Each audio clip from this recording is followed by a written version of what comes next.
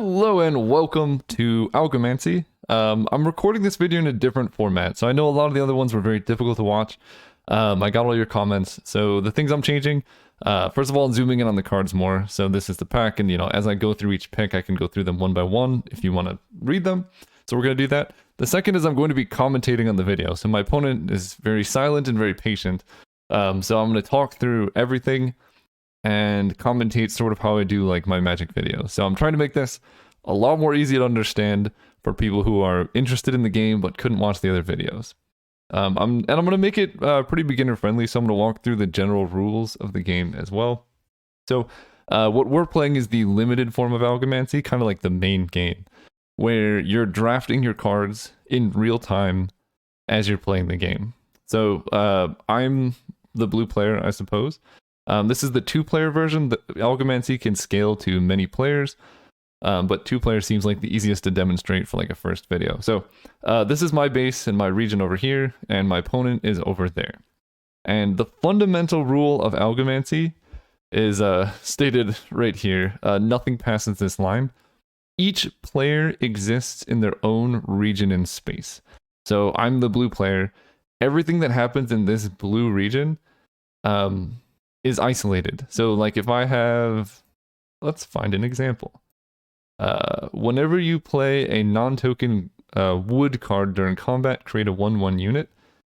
So if I have a primal proliferator in this region and my opponent, or I play a card in this region, I would not get my 1/1 token because it doesn't see it. So that's the fundamental thing. All the regions are separate and isolated. And this is what allows us to scale the game up to many players without having things get crazy, because I'm only ever interacting in 3 regions at the most. In multiplayer, that would be yours to the left and to the right. In 2-player, there's only 2 regions because there's only 2 players. So that's the fundamental thing to get through your head. There's no global effects. Everything is local. So to get the game started, there currently are 5 factions. I'm just demonstrating wood and fire, but there are also earth and water and metal in the game. But so basically to start the game, you pick whatever factions you would like to play with. Right now we have a banning system for like the competitive aspect. So one player bans a faction, the other player bans a faction, and then you play with the remaining 3. That's generally how you do it. The game has resources, and I will say a lot of the mechanics operate how you would expect them to in Magic, and some are different, and I'll try and highlight those for the newer players. So these are the starting resources. So every player, you essentially start with 2 resources in your hand, but we put them in play just for like visual clarity on the digital client. This would also be like, like a draft you're doing in hand. So you'd be holding these cards in your hand. And the way the game starts is you start with 6 cards in your hand, and you start with a 10-card pack. And the draft is the source of cards for the game. So you can imagine drafting this in paper. You now have 16 cards in here. Anytime during the draft, so I guess I can put these into hand. So this would be my hand. 3, 4, 5, 6. So this is a 10-card pack. So this is my hand. Basically, you would start the turn like this. And every single turn, you can just put cards in your hand in the pack and interchange them freely. So if my hand was these 6 cards, I could put them in a pack and take 6 different cards. I could take the 6 same cards. Basically, your pack and the hand are the same thing. And that makes drafting in paper a lot easier. It also lets you stay very flexible. Because if you, let's say Deathblow, right? He's a cheap card. He costs 1. If I want to take him and play him early, I can play him. If I don't end up playing him, the next turn I can trade him for something else. So I can trade him for something better on curve. So you can be constantly adapting your strategy to what's happening in play. You're not stuck with cards in hand that don't do anything. So if you take a situational spell, the situation passes where it's no longer good. You just trade that card for something else, and it's fine. So I'm just gonna... I don't know if people want me to read through every single card in the pack. I'll read through the cards that I take, because I've been looking at this pack for a while, so I know what I want. I love Ignis Booba. This is whenever you invoke a spell, put a +1/+1 counter on me. Some of the wording still needs to be updated, so there may be some inconsistencies. I think this should say play, but we're working through that. But this is a very strong card. It's just a 1-drop. And the way costs work in this game is anything inside the white is how much resources you have to pay in order to play it. And then these colored symbols here, the faction symbols, represent the threshold that is required in order to play the card. So it's different than Magic, where in Magic this would cost like 2 mana. In this case, all of the mana that you spend is generic, but in order to play these cards, you need to have at least 1 fire. So I'll show you how that card's cast when I get to like my playing the turn, but basically it's a threshold-based system instead of you need to spend red. The shorthand for people who've played Magic is you can't mistap your mana, basically. You can also cast multiple cards. So if you just have a single fire resource, you could play like 6 Ignis Boobas, assuming you had enough colorless or like generic mana to cast it. So that's also quite different. If you are curious about these cards, there's a whole searchable card database on my website, so link in the description if you want to like follow along and look through the cards yourself. But I'm just going to go through the cards that I take. So I like Ignis Booba. Whenever you play a spell, put a counter on this. It's a 1 cost. And these 2 symbols, so this plus symbol here, that is augment, which is a fundamental aspect of the game. It basically means you can take this line of text and put it onto another card. You can do that during your main phase. And some cards, viruses, you can do that mid-combat. And it's the closest Magic equivalent would be like an enchantment, but the difference is this just adds to the text, so they're still considered 1 card. And I'll show. Actually, I can demonstrate that. So let's say I have Ignis Booba, and I get a token. So let's get just a generic creature token over here. This could be my demo. So let's say this is like a 2/2 or whatever. So I can play Ignis Booba as a creature, and you know it does its thing, whatever. If Ignis Booba dies, or if I have it in hand, during my main phase, I can pay the card's cost, including threshold requirements, to put this card's effect onto another card. And the way you would do that is like this. Silly Tabletopia keeps trying to something like this. So basically, the way this reads is generic creature. I gain the factions and types of the card that created me. That doesn't affect us here. But then you read, and whenever you invoke a spell, put a counter on me. So you just add that line of text to the creature. If something has been augmented, or there's another ability called graft, so there's like 2 cards in the stack or whatever, when that dies, the whole thing just gets, it's called erased. It's the equivalent of exile kind of in Magic. So you would just like remove it from the game. If it gets returned to hand, then all the attachments go to your discard. So that's augment. I'll get to graft when I need to, I suppose. There's also a player card here that has a lot of the hints, and then some aspects about like what different cards mean and stuff.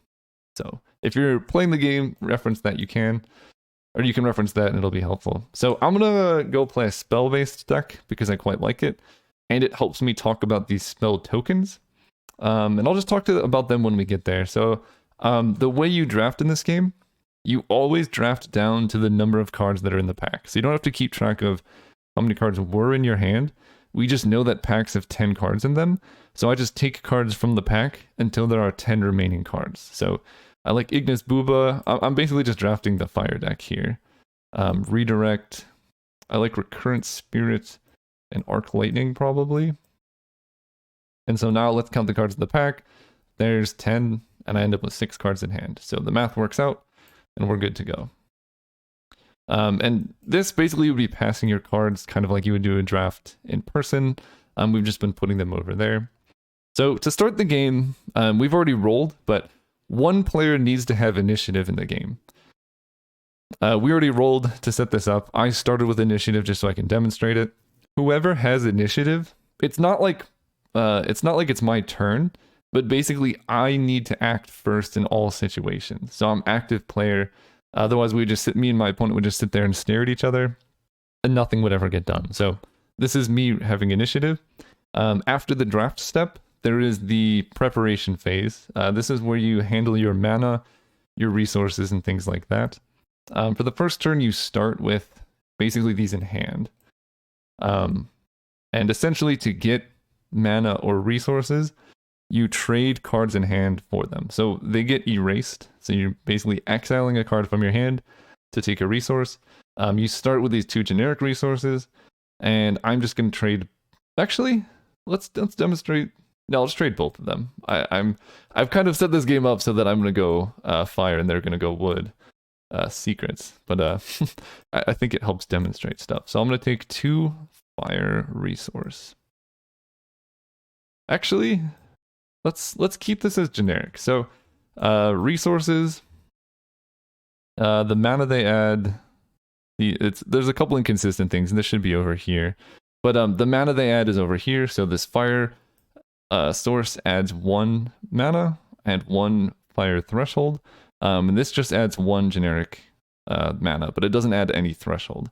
So this is kind of demonstrating I have Recurrent Spirit and Ignis Booba, and I could play both of them. But the pre-combat step is special in that it's really just reserved for mana, and specifically cards with haste. This Recurrent Spirit here has this symbol. And that means it has haste. I haven't figured the wording out. It's not going to be called haste, but basically you can play it before combat instead of after. So during my pre-combat step, I'm going to play this guy. And that would be my turn. I can't play any other cards until my main phase. The main phase is basically the last step in the turn. So we've done draft. We have our preparation step. I have initiative, so my preparation step is first. Then my opponent is going to take their preparation step. And it looks like they're getting just 2 wood, which makes sense to me. And that's their whole step. So they don't have any haste creatures or any effects with that symbol. Then we move to combat. The combat step is going to take some getting used to.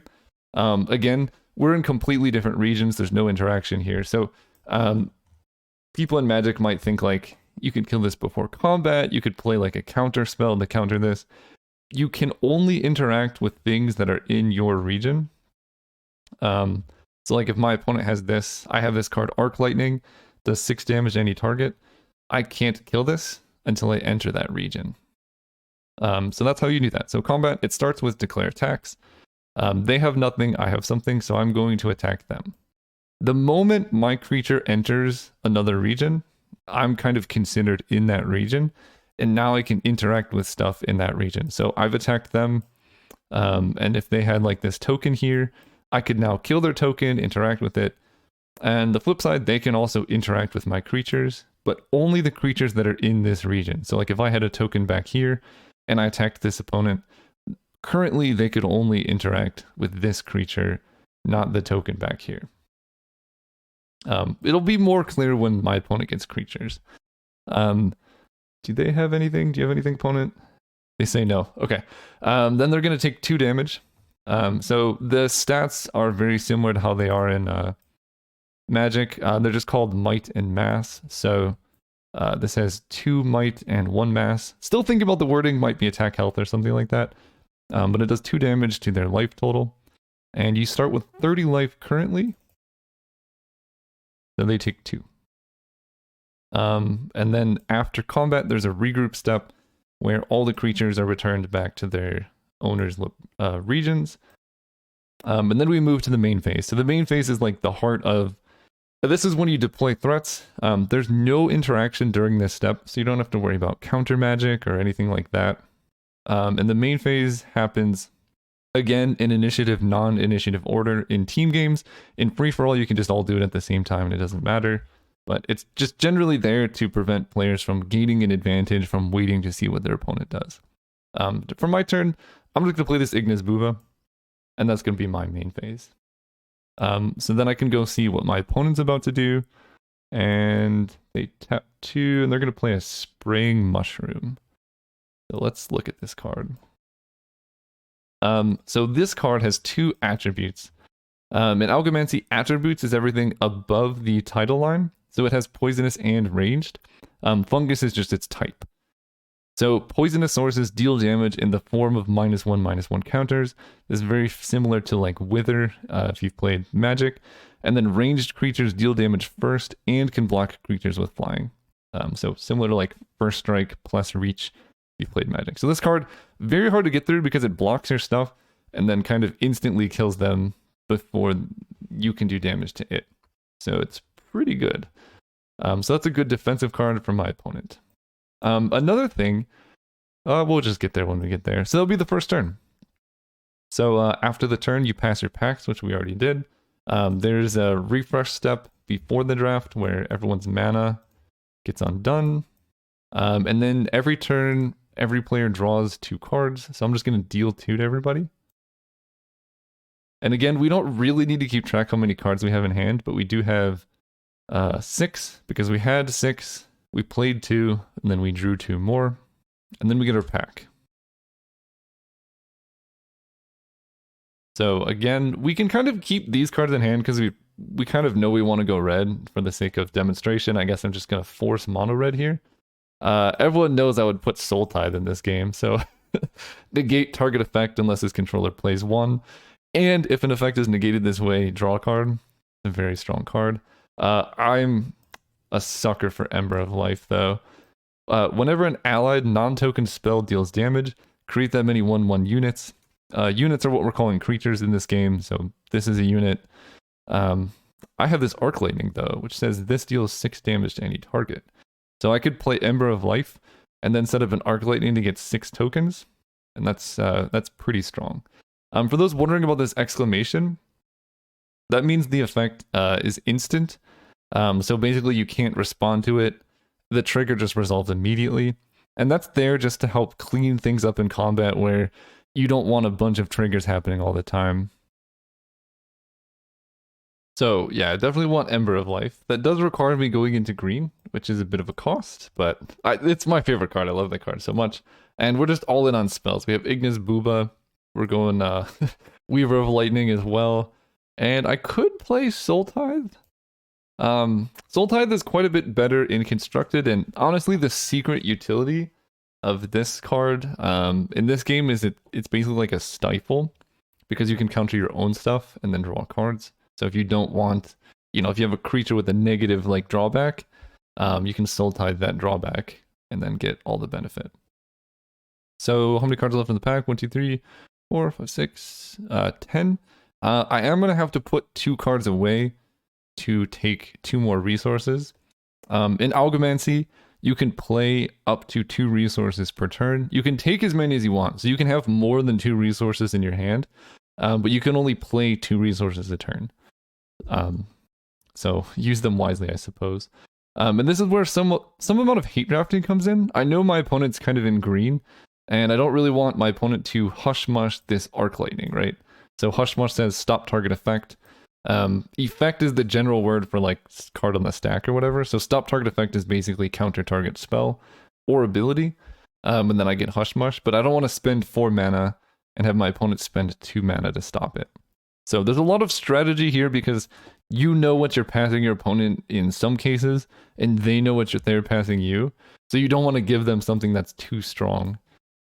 Similarly, if I take Arc Lightning and pass my opponent a Soul Tithe, I should just be aware that that could be something that they're doing. So I'm going to take this, and I want to take this Hushmush so I can stop my opponent from having it. Probably in that case, I have to get rid of this Fireball guy. He's cool, but I need to pitch 2 cards here. So it's going to be Hushmush, and the Reclaimer is kind of spicy. I'm just going to take Redirect. We're going all aggro. So this pack has 10. That's good. I'll pass it to my opponent. They have their mana step first because they have initiative. You trade initiative every single turn. So this player, they got rid of a card and they played a green or wood. And all of the resources have this ability. When you play this, if you have 3 of that threshold value, so they've played it, they have 3, they get to take a shard, and they can play that for turn basically if they want to. And a shard, it just adds 1 generic mana. So basically, it's a reward for going monocolor. if you're deep into monocolor, which would be 3 threshold, you just get a resource for free every single time you play that color. So it's a reason basically to not just play all of the colors. I, however, I really want this Ember of Life. So I'm going to trade this card for a green. So we'll do that, or a wood. And then I'll demonstrate how this works. So I'm going to get rid of Hush Mush for a fire. And then we're going to get rid of a redirect for another fire. So I have 2 fire here. And I'm going to play both fires. Well, that triggers my threshold thing. So I get a generic resource, and it goes into my hand. I can't play it because I've already played 2 resources this turn, but I can save it for the following turn. So next turn, things will be a little bit easier. So pre-combat, I have no haste cards this time, so we just go into combat with what we have. My opponent, they do not have any haste cards either, and they have initiative. So they can decide if they want to attack or not. And the way the combat flows, I guess we'll get to, but they decide if they're attacking. Actually, we'll walk through it. So if they decided to attack, their creature comes over here. Then there's a priority window in this region. So like if they attacked, they could like play a spell to kill my Ignis Booba or whatever. Then I have an opportunity to attack them and block. So I can attack like here and block here. I could attack with both of them. I could block with both of my creatures. There's a lot of like choices, I guess, for me there. The moment they pass priority after they've attacked, I could send both my creatures over here. And even though they have no creatures in this region, this is their region, right? Their base is here. They're sitting right here physically in play. So they're always present in this region. So even though they have no creatures here, they can still cast spells to interact with my guys. So basically, now that they've attacked me, they're kind of in both regions. So no matter where I attack with my creatures, they can cast spells and interact with my stuff. And the same is true here. If I attack them, I can interact with their stuff. In terms of order of operations, let's say this is how we've done it. I block here and attack here. We finish this skirmish entirely, and then we move over and finish this one. So I'm not actually like, this is not how it's actually going to go, but if I blocked here, they would Spring Mushroom, kill my Recurrent Spirit, so it dies. I take no damage. That ends that combat. Then over here, if this attacks them for 0, that ends that combat. So that's what it would look like. Anyway, going back to this, they have this 1/1. I think they're not going to attack, they said. And there's not a whole lot of reason for me to attack because this thing's just going to kill any creatures I attack with. So we're basically still in the early stages of the game. And then, so we will skip through combat. There's no defenders or end of combat step. We just go right to the main phase, which is when they play their stuff. And my opponent is playing... Oh boy. Okay. That's a big dude. Pack leader, let's zoom in on him.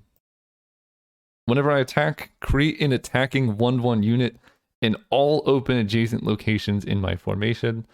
This is a pretty good card to demonstrate what formations are and how they work.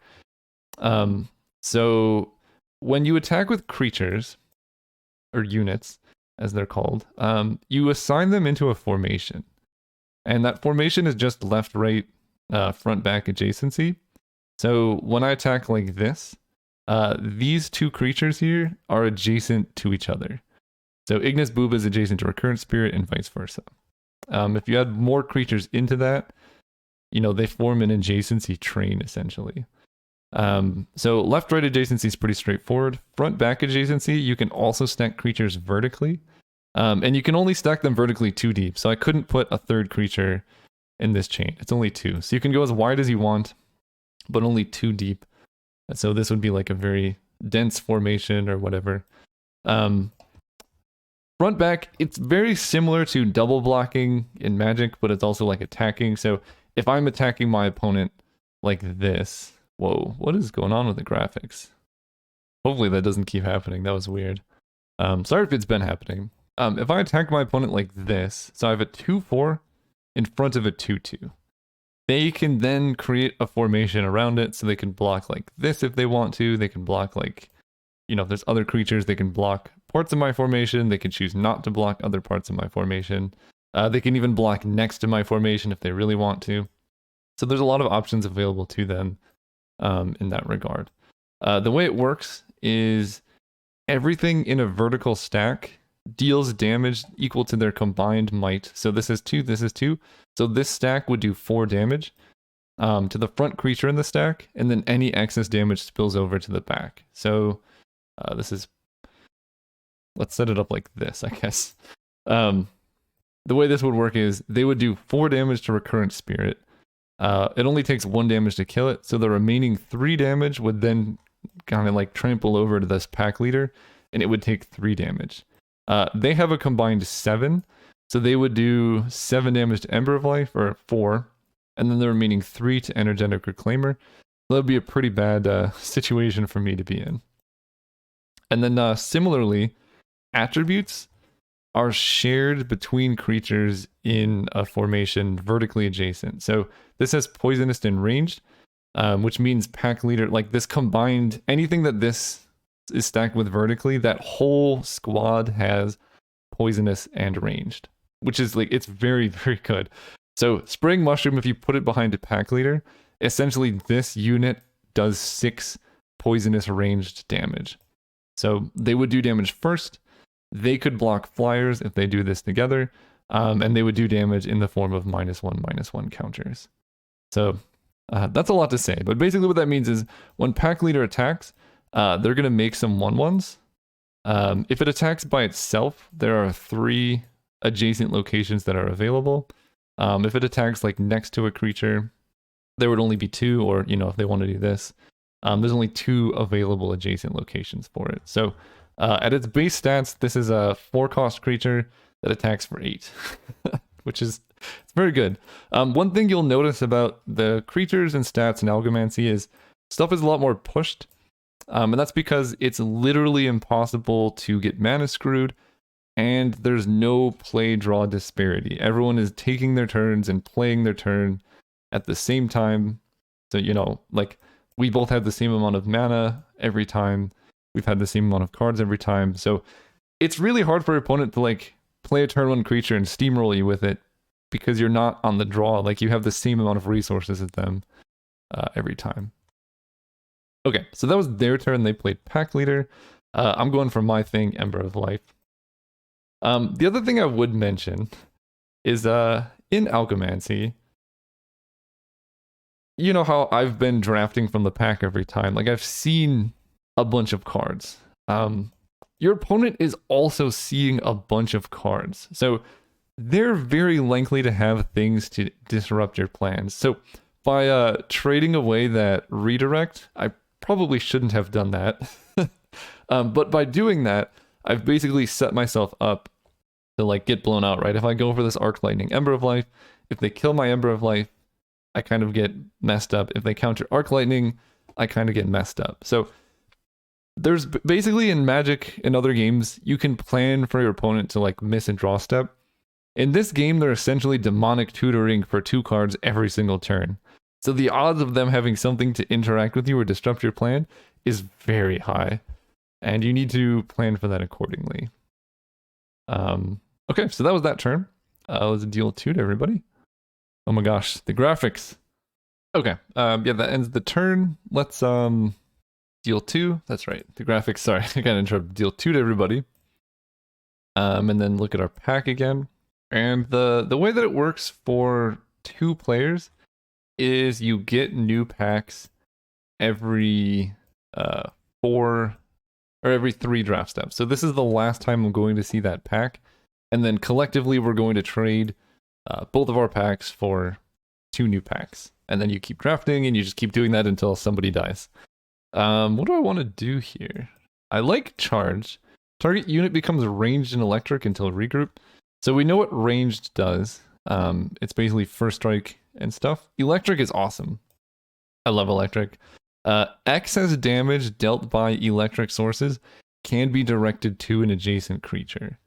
The shorthand is it's like trample through formations. So Actually, it's pretty good here. So this does 6 damage to any target. So if these creatures are in a formation here, Ember of Life, Recurrent Spirit, Ignis Booba, and I do 6 damage to Ember of Life, 6 electric damage. After 4 damage, Ember of Life dies. I can do the excess damage to an adjacent creature. So I'm going to do 2 damage to Recurrent Spirit. That's also an electric source. So after 1 damage, I can do the excess damage to Ignis Booba. So basically, you can kill all the creatures in a row with this card. It's really sweet. If there was, if something was like behind, you can kill them in this line, but they have to be in a line. So I couldn't like arc lightning the Recurrent Spirit and then kill both of these. It has to follow, it's electric. So it has to follow a straight path through all of your conducting creatures or whatever. So let's refresh our mana. So that's what that does. Yeah, so I have this shard source. This is not a card. You can't trade it for cards in the pack. So if you were like drafting with this, you would put it like face down somewhere. We're still kind of trying to figure out specifically what to do about that card. What do I want to do here though? I like Wildfire. This is pretty good with Ignis Booba. It's a spell that makes a spell token. So I guess we could talk about spell tokens. So this is a 1-cost spell that says I can pay X if I do create a Fireball X. So there are spell tokens over here. They're just kind of always with you in the game. Fireball in particular, this deals X damage to any target. And we'll get to like what Burst does in a second. Basically, if you have a bunch of Fireballs in play, you have to cast them all at the same time. You can't play one, play another, play another. But basically, that lets you pay X, you get a token that does X damage, and then it goes away. These are kind of use it or lose it. They go away at the end of every combat. So you can't like hoard spell tokens and do crazy stuff there. I'm kind of thinking about this biotoxicity though. I do have green, and that's 9 cards left in the pack. I can get rid of Immolate because I don't really want that. So yeah, let's do that. So there's my draft. And this is the last time with this pack, so we're going to put that on the bottom. And my opponent has finished drafting, and I have initiative now because my opponent had it last turn. So I'm going to play this shard that I already had, and we're going to get rid of this Immolate because I don't want it. And in this case, I'm just going to take a tradable resource. So I can exchange this for another resource later on. So if I decide I want to go more into green, I can. If I want to do other stuff, I can do that. So that's where we're at. Normally we play games with 3 factions in them instead of just 2. But I like doing 2 for demonstrative purposes, mostly so I can be like heavy red against the heavy green player. Things work out. So I have initiative. I have no things to cast here.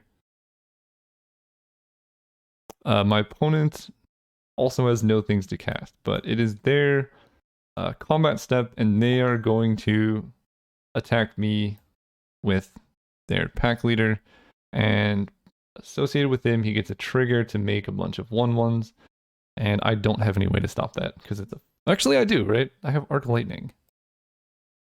That's 4... Yeah, so I'm going to kind of demonstrate. I don't think this is the best idea, but let's try it. So they've attacked. Their triggers on the stack, so when it attacks, make 1/1s in all adjacent locations. If this creature dies, there's no adjacent locations, so there's very high upside for me to go for this. I'm going to cast Arc Lightning, targeting this pack leader. And as you notice, it doesn't really matter what resources I expend here, because I have the double red to play it. Do they have anything? Yep, my opponent has Boon of Protection.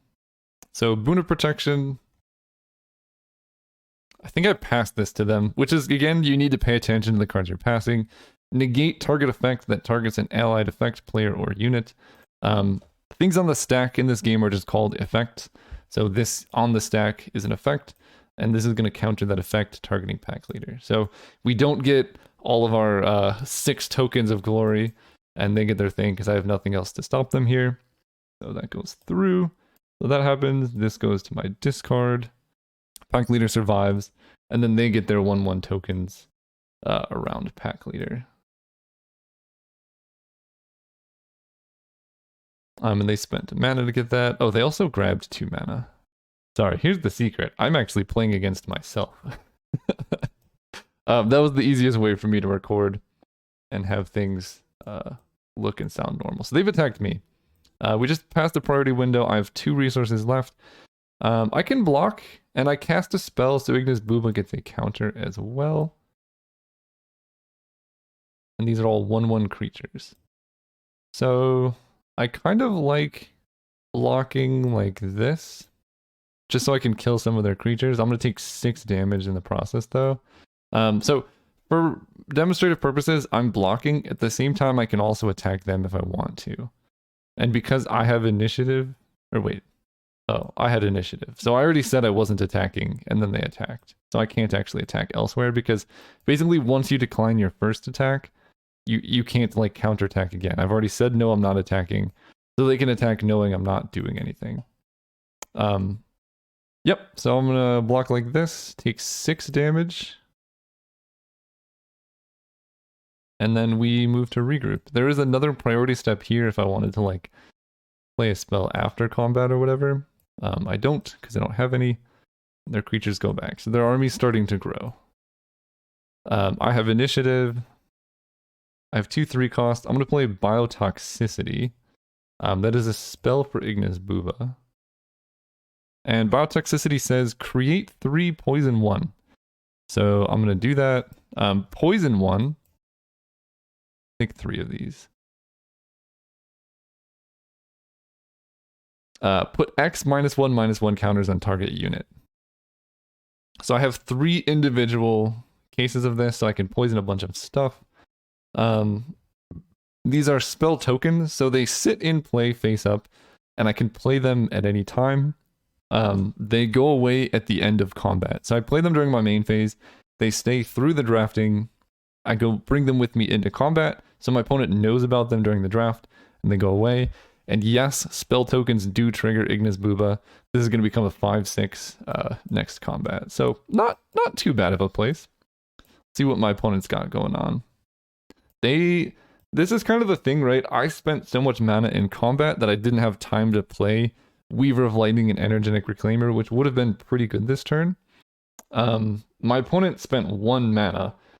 So they have mana to do a whole bunch of stuff. And I think I could be in trouble. So they play Rousing Ranunculus, and I'll just show you what these do afterwards. Then they play Accelerated Germination. So Rousing Ranunculus, whenever another ally enters play, create a growth 1. Ally means creatures on your team. Accelerated Germination, create 3 1/1 units. So they're going to get 3 1/1 units.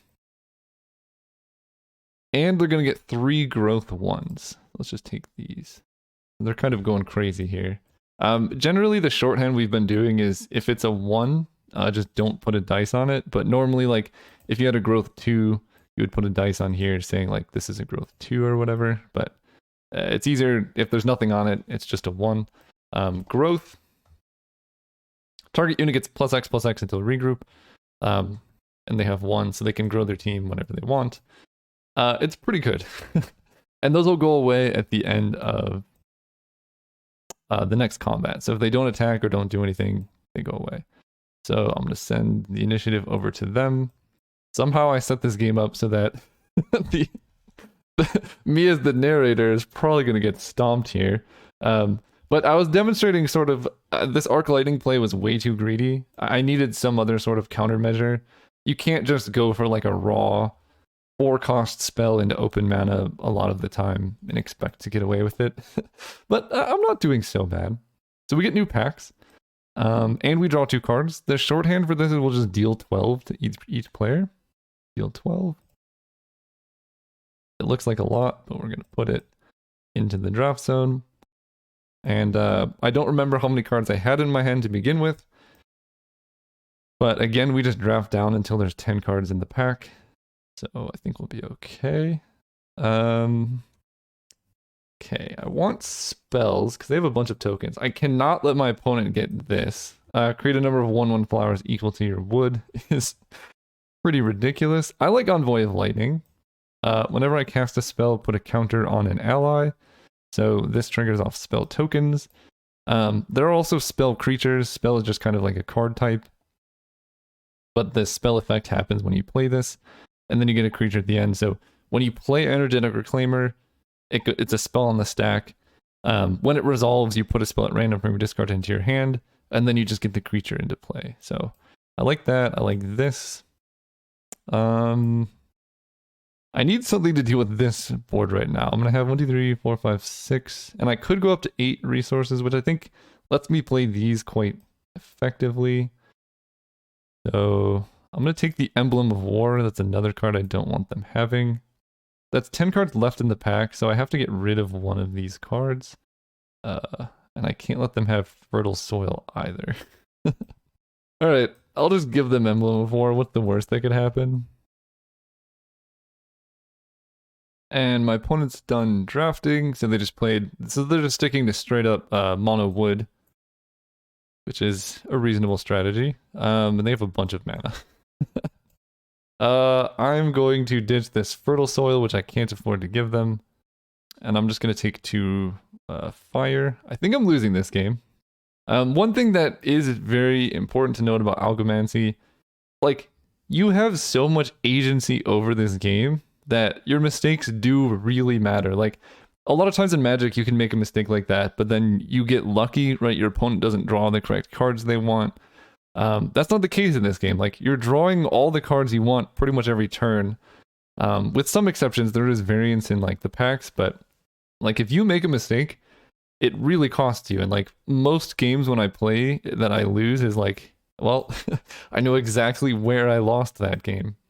So, I don't know. I find it kind of encouraging in that regard, but also a little punishing as well. But I like that. I like the challenge of it. So my opponent has initiative, and they're just attacking me with everything, which makes sense.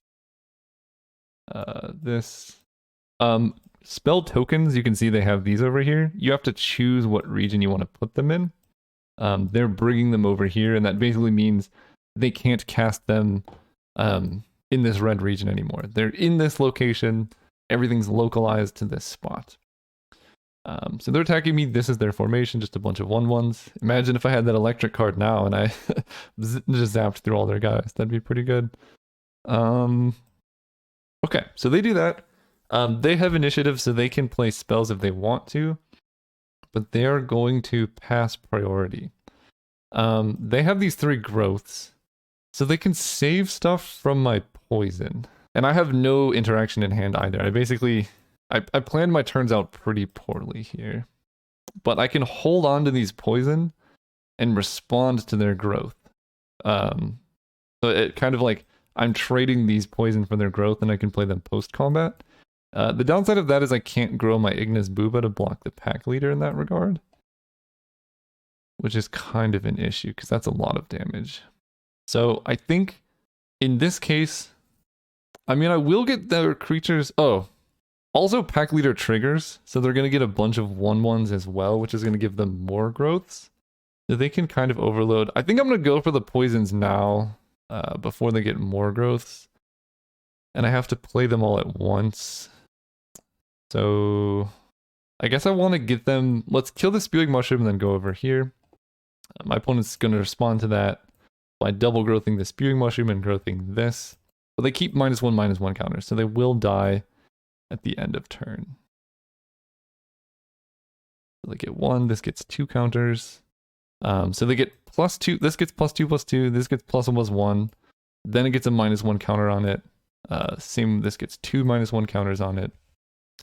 Then pack leader trigger happens, I have nothing to stop it. In casting those, Ignis Booba goes up to 5.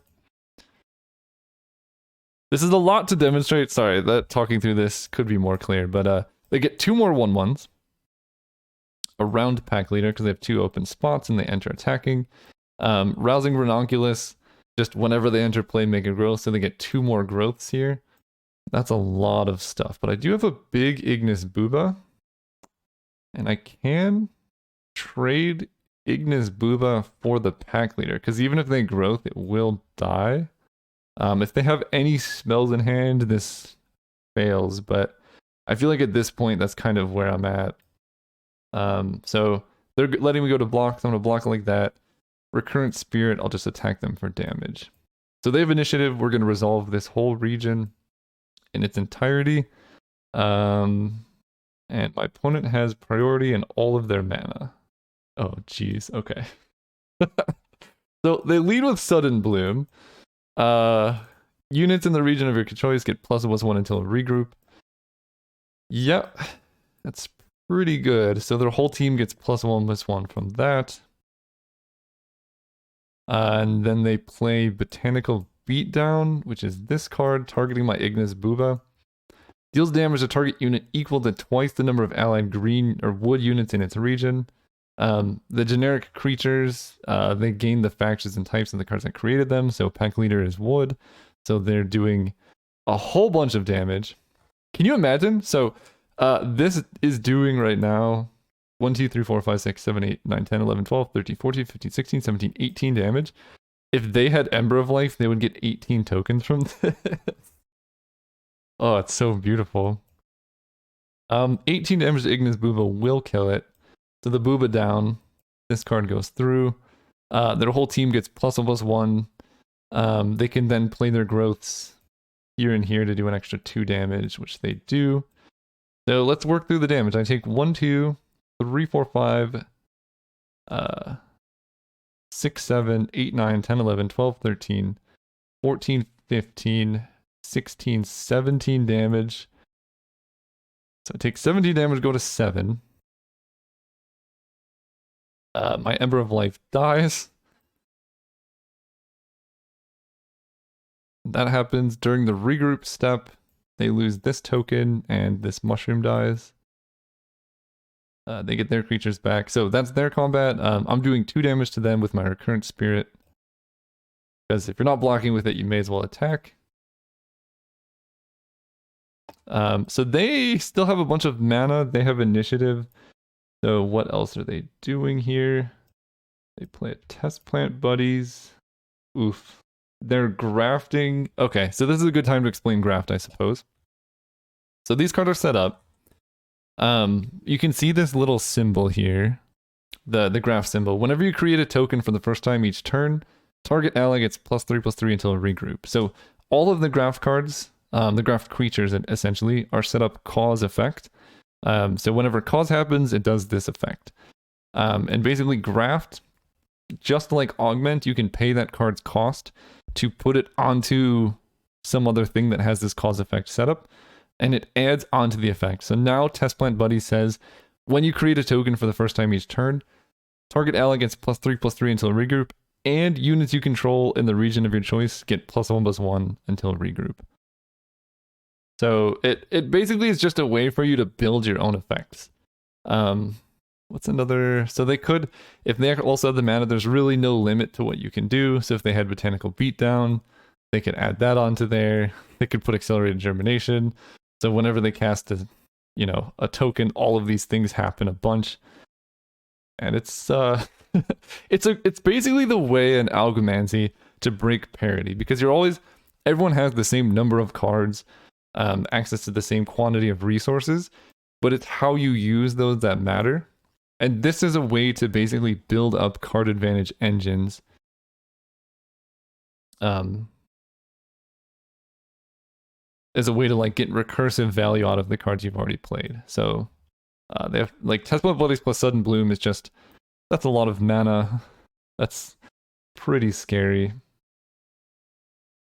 And I guess they also have the mana to also put a Botanical Beatdown on there. So whenever they play a token, they're going to get all of that stuff. But again, if this card dies, all of this stuff just goes away permanently, and they've gotten rid of essentially all of their good graft enablers. So timing when you set this up and go for like one big play is pretty important. I would guess they have some kind of protection card in hand, because this could set them up for a pretty rough situation in the future. You know, if I kill this before they can make a token, they get no value, all their stuff goes away. But I think they're pretty safe. I think they're in a good spot. Oh, okay. And then they play All-Consuming Blight. I love this card so much. Create a poison 1 for each unit you control.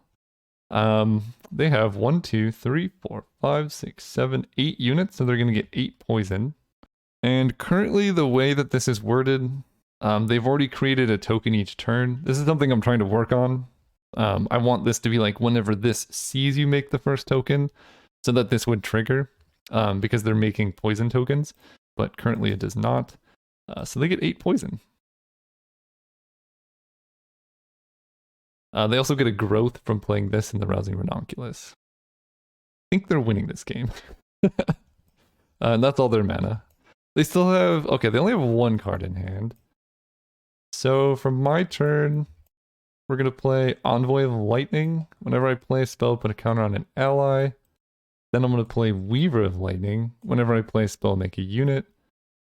And then I'm going to play Energetic Reclaimer, which is a spell. So I get a 1/1. I get a counter, and I'm going to put it onto the 1/1.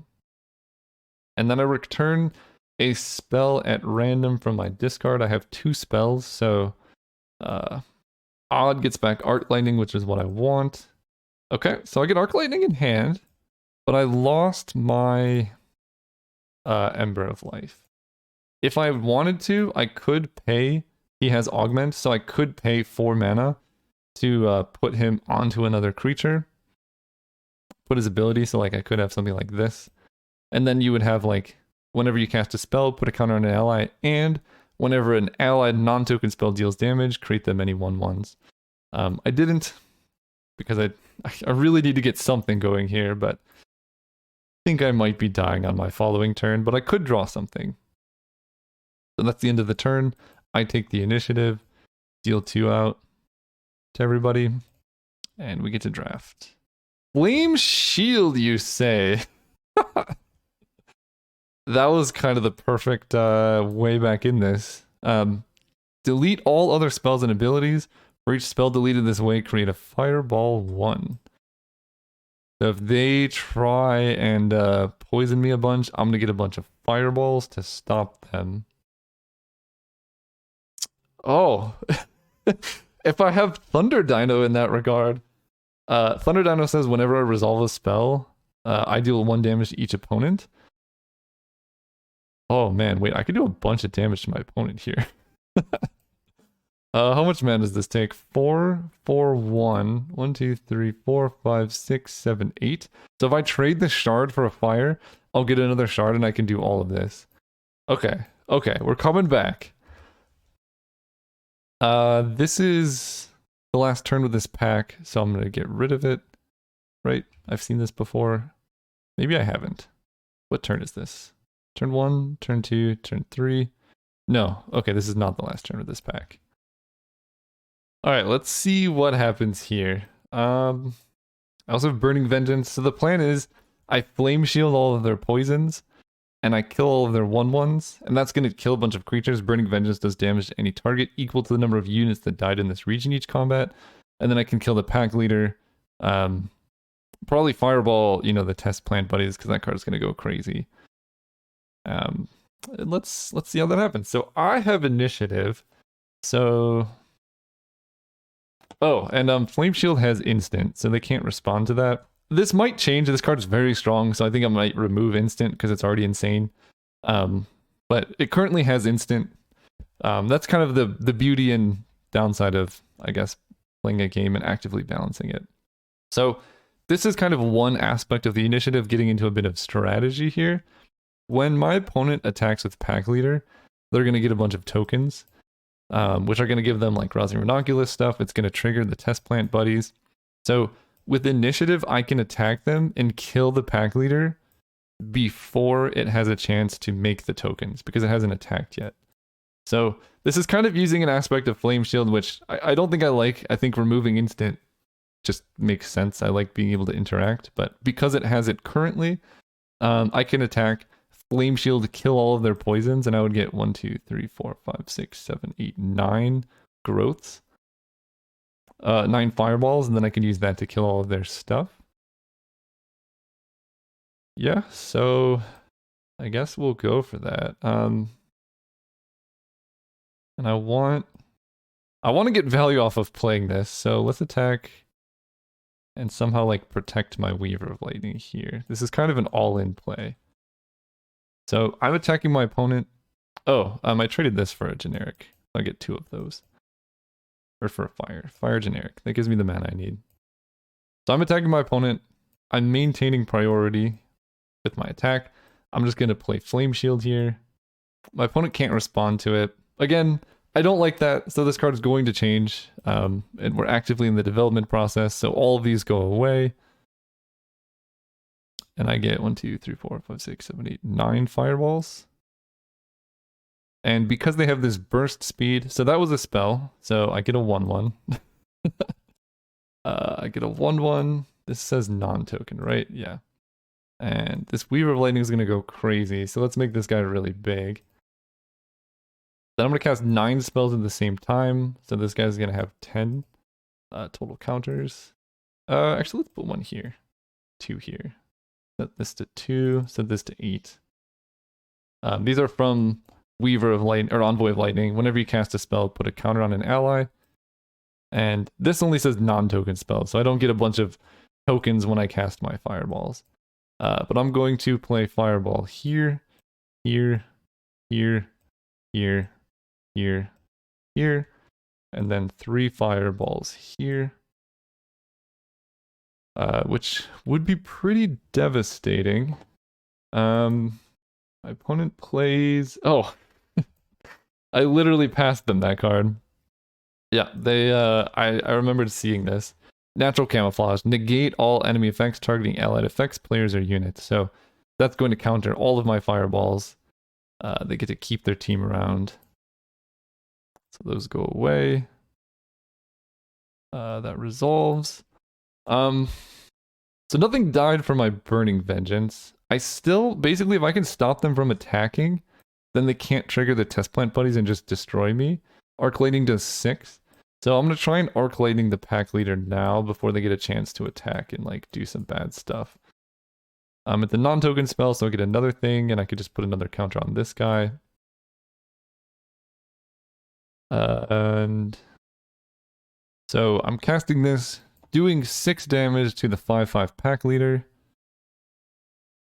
Oh boy. My opponent plays Symbiosis. Create a growth X, where X is the number of units you control. So that's going to growth their tokens, because they're spell tokens, so that's going to trigger Test Plant Buddies. If I have a way to kill my own creature, I can then Burning Vengeance the Test Plant Buddy so it doesn't trigger before anything else happens. I don't have a way to kill my own creature, though. So they get a 1, 2, 3, 4, 5, 6, 7, 8. Growth 8. Test Plant Buddies triggers, so they can give Pack Leader +3/+3. Their whole team gets +1/+1, and then they can Botanical Beatdown and do 1,000,000 damage to kill my Giant Recurrent Spirit.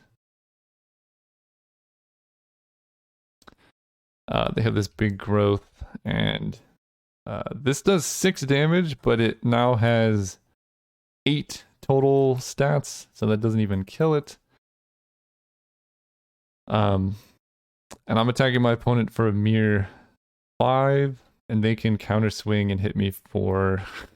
all these have +2/+2, there's a growth 8. Yeah, I think I'm dead. So they can keep back like a blocker, but they don't even need to. So I pass priority. They move over here, swing out like this. Pack Leader makes 2 more 1/1s,